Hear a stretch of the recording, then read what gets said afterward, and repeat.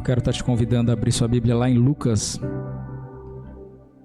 Eu vou ler alguns versos hoje aqui, em algumas passagens, para que a gente tenha respaldo em cima do assunto que a gente vai falar.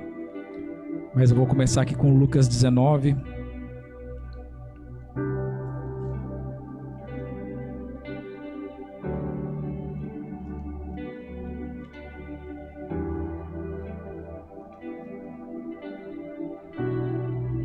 Lucas 19, eu vou ler o verso 38.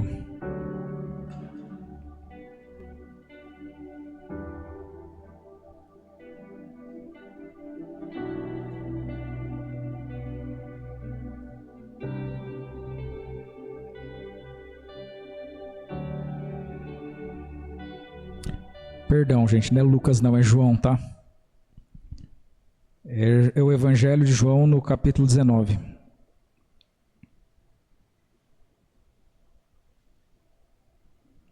O Lucas é depois. Lucas 19, 38, João 19, 38 fala assim: Depois disso, José de Arimateia, o que era discípulo de Jesus, mas oculto por medo dos judeus, rogou a Pilatos que lhe permitisse tirar o corpo de Jesus, e Pilatos lhe permitiu. Então foi e tirou o corpo de Jesus. E foi também Nicodemos, aquele que anteriormente se dirigira de noite a Jesus, levando quase 100 libras de um composto de mirra e aloés. Tomaram, pois, o corpo de Jesus e o envolveram em lençóis com as especiarias, como os judeus costumam fazer na preparação para o sepulcro. E havia um horto naquele lugar onde fora crucificado, e no horto um sepulcro novo, em que ainda ninguém havia sido posto. Ali, pois, por causa da preparação dos judeus, e por estar perto aquele sepulcro, puseram a Jesus. E ainda eu vou te convidar para estar lendo agora, assim, lá em Lucas. É a mesma passagem, só que por uma perspectiva diferente. Lucas no capítulo 23 e no verso 50. É a mesma passagem agora vista pela perspectiva do Lucas. O verso 50 fala assim, 23, 50. E eis que um homem por nome José, senador, homem de bem e justo, que não tinha consentido no conselho e nos atos dos outros, natural de Arimateia, cidade dos judeus, e que também esperava o reino de Deus. Esse, chegando a Pilatos, pediu o corpo de Jesus, e havendo-o tirado, envolveu-o num lençol, pô-lo num sepulcro escavado numa penha, onde ninguém ainda havia sido posto. Amém? Nós percebemos uma história bem conhecida aqui, que eu sempre paro para pensar a respeito do como que Jesus ele trata com uma forma pessoal a cada uma das pessoas. E você percebe que para aquele jovem rico, Jesus ele manda que aquele jovem venda todas as suas riquezas. Agora você percebe que José de Arimateia, ele também era um homem de muitas posses, e a Bíblia diz aqui que ele era um discípulo de Jesus. E nem por isso Jesus mandou que ele vendesse tudo aquilo que ele tinha. E aí você se pega perguntando por que para um Jesus manda que ele venda tudo aquilo que ele tem para que ele possa o seguir, e para outro Jesus permite que ele continue com os seus bens e ainda assim se torne um discípulo. E logo você entende, através da forma como vai decorrendo a história, que Deus ele só pede aquilo que ele não tem. Aquilo que Deus já tem, não tem necessidade dele pedir. Você percebe que quando Jesus ele toca nesse assunto com o jovem rico, acabou o homem. Acabou a pessoa que queria a vida eterna. É como se ele falasse assim: eu faço tudo o que o Senhor quiser, tudo que a religião mandar, só não me manda desfazer de tudo que eu tenho. Ou seja, depois Jesus ele vem com aquelas parábolas falando a respeito da pessoa que tem o seu coração na sua riqueza, E você percebe que o José de Arimateia, ele está muito atrelado àquela pregação que eu fiz a respeito de Esther. Porque naquele trecho de Esther, você se lembra que Mardoqueu, ele manda uma mensagem para Esther que está dentro do palácio, e ele fala para ela assim: quem sabe não foi para esse momento, para esse tempo que Deus te colocou aí dentro. E isso fala muito conosco a respeito da forma como a gente enxerga a obra de Deus, o reino de Deus. Você percebe que aqui no verso que a gente leu em Lucas, fala que ele esperava, ele aguardava o reino de Deus, assim como Nicodemos. Então eles seguiram a Jesus, ambos, meio que como de uma forma secreta. E por que eles não largaram, né, os cargos públicos que eles tinham?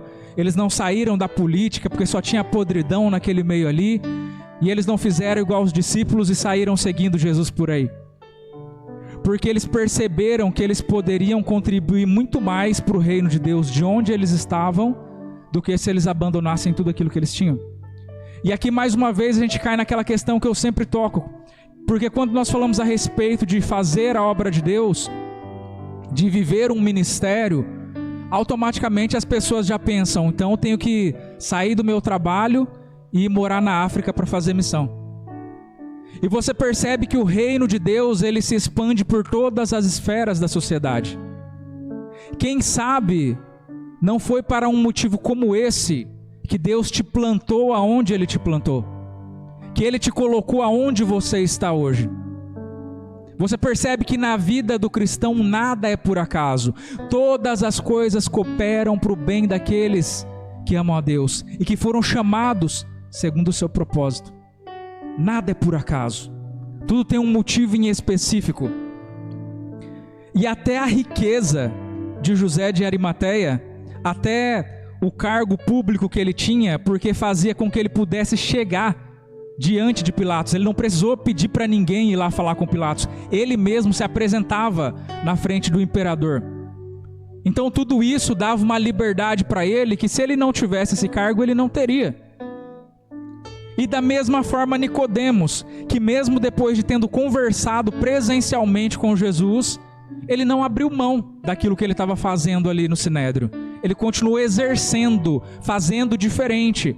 Talvez na mentalidade deles eles pudessem chegar num consenso e defender a causa de Jesus de uma forma política. Eu não sei o que se passava na mente deles. Mas você percebe aqui, pelo aquilo que a gente leu em Lucas, que ele não tinha consentido com o conselho dos outros do Sinédrio. Ou seja, eles demonstravam a sua postura ali diante das outras pessoas que queriam matar Jesus. E eles falavam que não. Isso era bem claro. A única coisa que eles não faziam era demonstrar de forma pública que eles eram seguidores do Cristo.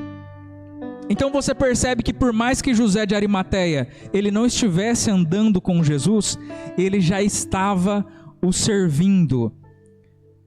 E é interessante de você pensar, se você ler no verso 49, por exemplo, de Lucas ainda, vai falar assim, ó: todos os seus conhecidos e as mulheres que juntamente o haviam seguido, desde a Galileia, estavam de longe vendo essas coisas.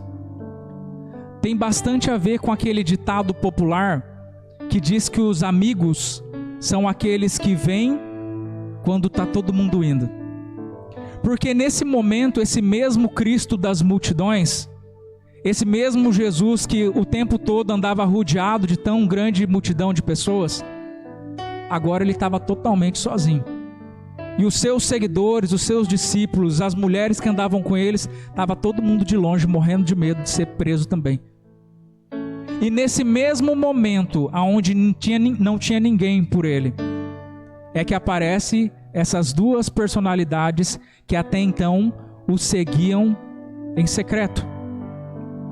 Conforme vocês percebem, existe um momento específico para que Deus ele venha usar de acordo com uma necessidade. É como se José ele olhasse aquela situação e falasse: se eu não fizer, ninguém vai. Porque os discípulos dele estão tudo longe daqui, todo mundo com medo de aparecer. Então se eu não fizer nada, ele vai ficar pendurado lá até o dia de amanhã, e no outro dia era sábado, ninguém ia fazer nada. É como se você tivesse o discernimento, o entendimento, e você olhasse para uma situação e você falasse assim, cara, será que só eu percebo isso daqui acontecendo? Tem algo que te incomoda de uma sobremaneira, que você fala, será que só eu estou vendo isso daqui? Será que esse tanto de pessoas não estão percebendo isso que eu percebo? Você percebe que é o Espírito de Deus te incomodando para que você reaja. Porque Deus, Ele te esconde no período da sua preparação, mas Ele te expõe no momento onde você vai executar a obra. Não tem como você executar a obra de uma forma secreta. Eles viveram de uma forma secreta o quanto deu, mas chegou um determinado momento onde eles precisaram aparecer, para que eles pudessem fazer aquilo. Agora você imagina, diante de toda a liderança judaica, aqueles homens tão proeminentes, tão conhecidos na sociedade, lá descendo um corpo morto. Eles não poderiam tocar em morto. Eles descendo um corpo morto, todo ensanguentado, de um homem que foi crucificado que nem um ladrão. Eles estavam jogando a reputação deles no chão para fazer isso. Eles estavam jogando tudo aquilo que eles tinham, sem saber o que ia ser do amanhã. Porque toda a liderança judaica que fez aquilo acontecer, estava assistindo aquilo que eles estavam fazendo naquele momento. E naquele momento, o Cristo das multidões estava como se fosse um indigente sozinho. Aquele corpo todo deformado, moído, transpassado, inchado. E a Bíblia fala que aqueles homens desceram aquele corpo da cruz, e eles lavaram aquele corpo, perfumaram aquele corpo, enrolaram em linho e lhe deram um túmulo novo. E eu fico pensando a respeito das pessoas olhando aqueles homens fazendo isso e falando para eles assim: vocês são loucos, vocês estão fazendo isso a troco de nada, vocês estão jogando a sua reputação fora, a vida, o cargo público de vocês, tudo aquilo que vocês trabalharam a troco de nada, porque ele está morto. Ele não está vendo isso que vocês estão fazendo pelo corpo dele. Esse corpo que um dia teve milagre, esse corpo que um dia teve poder, esse corpo que um dia teve palavras, agora era só um corpo inanimado, que não tinha mais sobrenatural, que não tinha mais mover, ele não tinha mais nada para oferecer. E você percebe o diferencial das pessoas que realmente amam a Deus de verdade, porque elas se relacionam com Deus não por aquilo que Ele tem para oferecer, mas por aquilo que ela tem para dar. Eu lembro que uma vez um rapaz, ele fez uma pergunta para um pastor. O pastor estava respondendo umas questões, e aí o rapaz falou para o pastor assim: eu não gosto de congregar na minha igreja, porque o pastor lá tem uma palavra muito fraca. Eu prefiro ficar assistindo os cultos de outros pastores conhecidos na minha casa, que eu me sinto muito mais edificado. O que você acha disso? E eu acredito que na cabeça dele, ele imaginou que o pastor ia falar: então procura outra igreja e não sei o que, e tal. Aquilo que ele queria ouvir, né? E o pastor falou para ele assim: se você tem tanto para oferecer, então ao invés de você estar criticando, você deveria estar servindo na igreja. E não indo lá para você receber alguma coisa. A igreja é onde nós servimos, é onde nós entregamos aquilo que nós temos. Agora, o que eu não posso é ficar medindo aquilo que eu gostaria, as expectativas que eu gostaria que tivesse, sendo que eu não estou fazendo aquilo que era para ser feito. Esses homens, eles dão uma lição para nós. Porque talvez se nós estivéssemos lá, nós também estaríamos correndo, nós estaríamos fugidos dali. E é tão interessante essa passagem, que ela é profética. Tem coisas que só você pode fazer. Essa é a primeira lição que eu aprendo aqui. Tem coisas que é só você que vai poder fazer. O mesmo Deus que te dá a visão é o Deus que te dá a provisão. Porque às vezes você pensa que você não tem coragem, que você não consegue, que você não tem recursos, mas à medida que você caminha, aí o mar se abre. À medida que você caminha, aí acontece a manifestação do sobrenatural. À medida que você caminha, Deus ele vai demonstrando o caminho para você. O primeiro passo sempre é meu, porque isso é natural. O natural sempre é competência minha. Com Deus fica o sobrenatural. Com Deus fica aquilo que eu não posso, que eu não consigo fazer. Eu gosto bastante da história de Gideão, porque isso fica muito patente. Você percebe que Gideão levanta um enorme exército, e ele fala: agora a vitória é nossa, porque olha o tamanho do meu exército. E Deus ele vai fazendo provas sobre aquele exército, que vai tirando gente, até que no final sobra só 300. E aí é como se Deus olhasse e falasse: agora sim está do jeito que eu quero.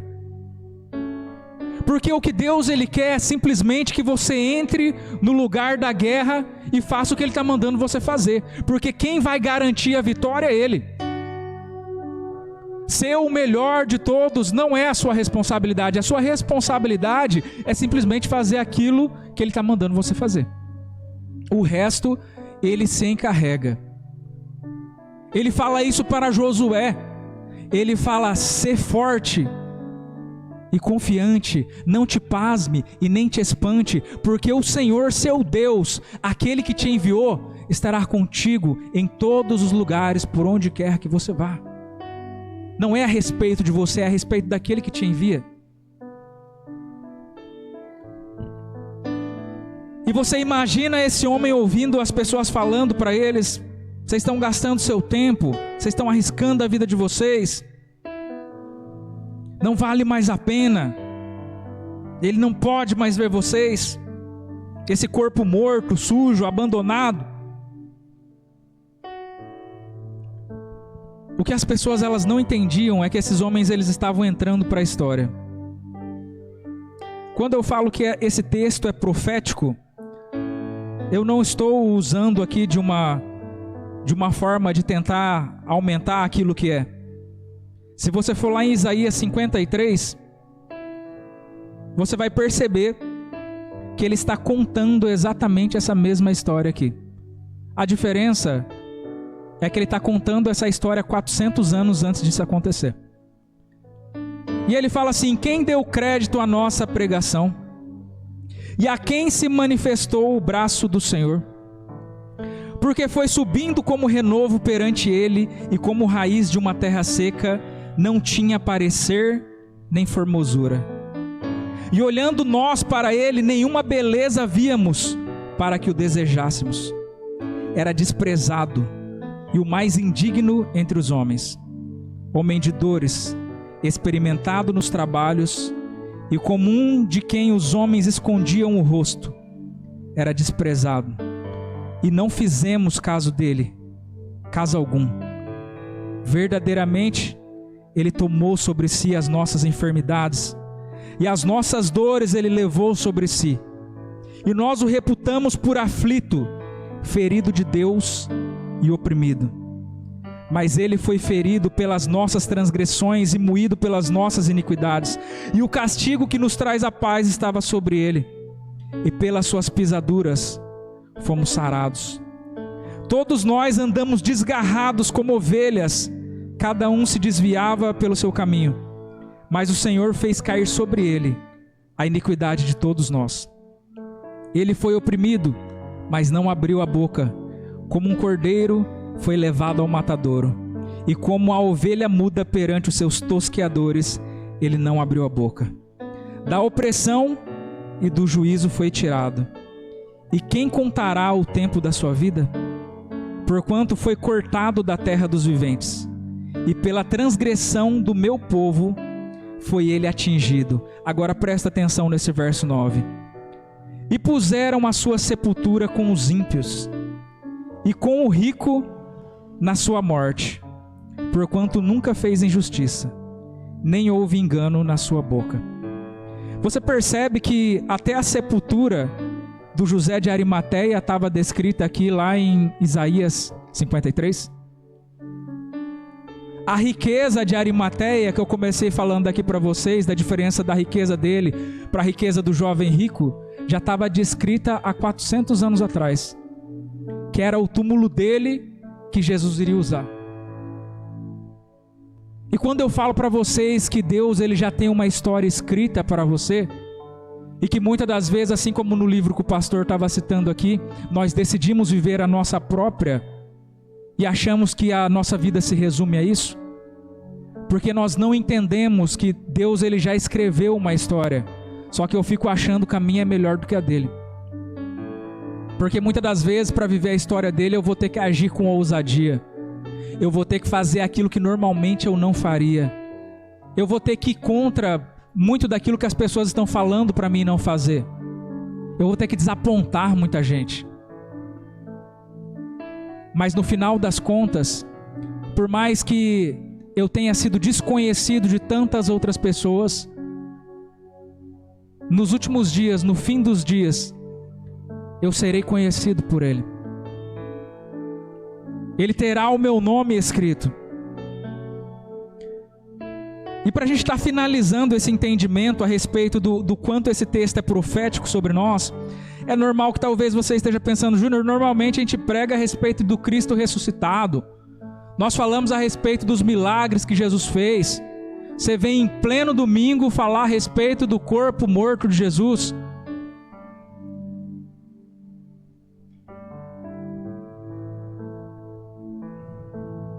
Lá em Mateus, no capítulo 8, no verso 20, Jesus ele fala assim: as raposas têm as suas tocas, as aves têm os seus ninhos, mas o Filho do Homem não tem onde reclinar a sua cabeça.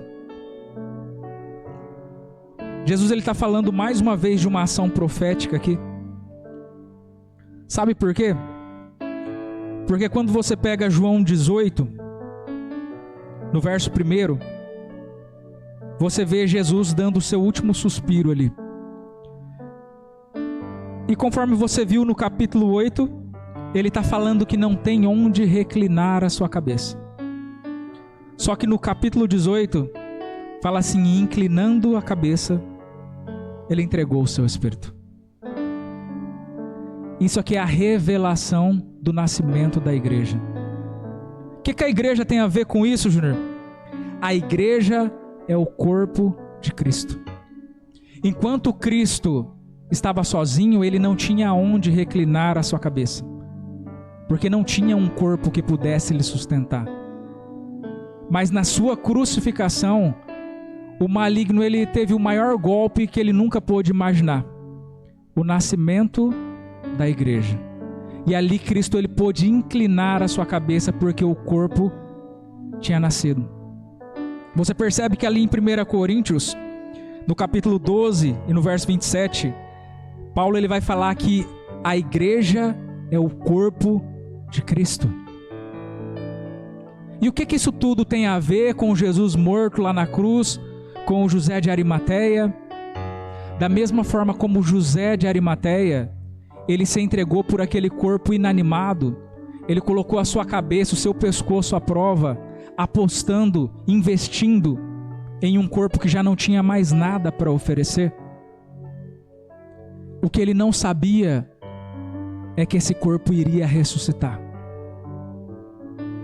Talvez hoje você olhe a igreja e você fala, mas essa igreja não tem mais o poder.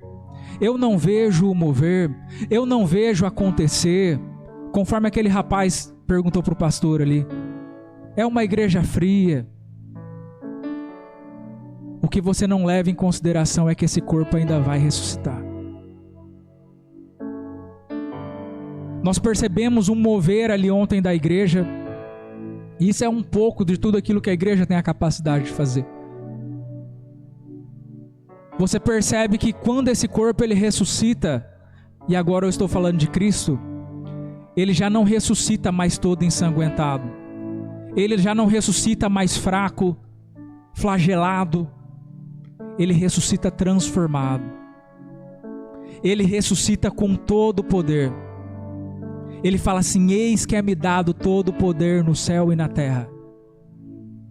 E agora ele já não padece mais das mesmas necessidades que ele tinha anteriormente. Agora ele se move no sobrenatural. A palavra de Deus diz que quando Jesus ele se apresenta para os seus discípulos, ele atravessa a parede e entra lá dentro. Porque as portas estavam todas trancadas, porque eles estavam morrendo de medo. Agora ele se apresenta com um corpo transformado, totalmente diferente daquele que o José de Arimateia teve que pegar e cuidar das feridas e lavar. Agora é um corpo transformado. Sabe o que o Espírito de Deus está falando aos nossos corações nessa noite de hoje? Vale a pena você investir nesse corpo. Vale a pena você gastar tempo nesse corpo. Vale a pena o tempo que você gasta na sua casa, no secreto, quando você acha que ninguém está vendo. Vale a pena quando você separa o seu dízimo, quando você é fiel na sua oferta, investindo nesse corpo. Vale a pena quando você tira um tempo do seu dia e você fala, eu vou consagrar em prol desse corpo. Porque por mais que você não esteja vendo, esse corpo ainda vai ressuscitar. Por mais que você ainda não esteja vendo, o milagre vai se manifestar. O sobrenatural vai acontecer. Porque nós somos o corpo de Cristo. Esse é o nosso papel, essa é a nossa função. Isso é uma das coisas que eu prego tanto e durante tanto tempo. Hoje nós somos os pés de Deus. Hoje nós somos as mãos de Deus. E para que nós possamos governar isso da melhor maneira possível, Ele nos dá a sua mente. Para que nós possamos governar esse corpo e executar aquilo que Ele tem para que nós possamos fazer. Ah, Jesus, as pessoas estão passando fome, as pessoas têm necessidade, manda pão do céu. Aí Jesus vira para os discípulos no meio daquela multidão e fala para eles, alimentai-vos vocês. Deem vocês a eles de comer. É a mesma coisa que Ele tem falado a nós nos dias de hoje. Por que você espera que Deus Ele desça, se crucifique de novo, em prol daquilo que Ele já falou que estava consumado? Tudo agora que tem para ser feito é responsabilidade do seu corpo, que Ele deixou aqui com essa incumbência. É sua incumbência, você que está lá na faculdade, expressar Deus através da sua vida. É sua incumbência, você que está nos cargos públicos, está trazendo como uma referência a presença de Deus para aquele lugar. É sua incumbência, você como pai, você como mãe, você que está na escola. Você é o corpo de Cristo por onde você tem andado. Então quando uma pessoa ela se apresenta com uma necessidade, eu não preciso falar para essa pessoa, espera aí que eu vou te levar lá para o meu pastor. Eu tenho que exercer o papel de corpo de Cristo sobre a vida dele. Porque nesse corpo tem cura, nesse corpo tem virtude, nesse corpo tem milagre, nesse corpo tem sobrenatural. Basta que eu comece a usar aquilo que já me é garantido. Tudo aquilo que Jesus ele conquistou na cruz é nosso por direito. A Bíblia ela é dividida em 2 testamentos. Nós vivemos como mendigos muitas das vezes porque nós não reconhecemos aquilo que nós temos de posse. O primeiro testamento fala a respeito daquilo que é conquista para os judeus. E o segundo testamento fala a respeito daquilo que é conquista para os outros que não são judeus, para nós. Ele está falando, eu morri e tudo que eu conquistei foi para vocês. Por que você ainda se contenta em ficar comendo bolota de porco?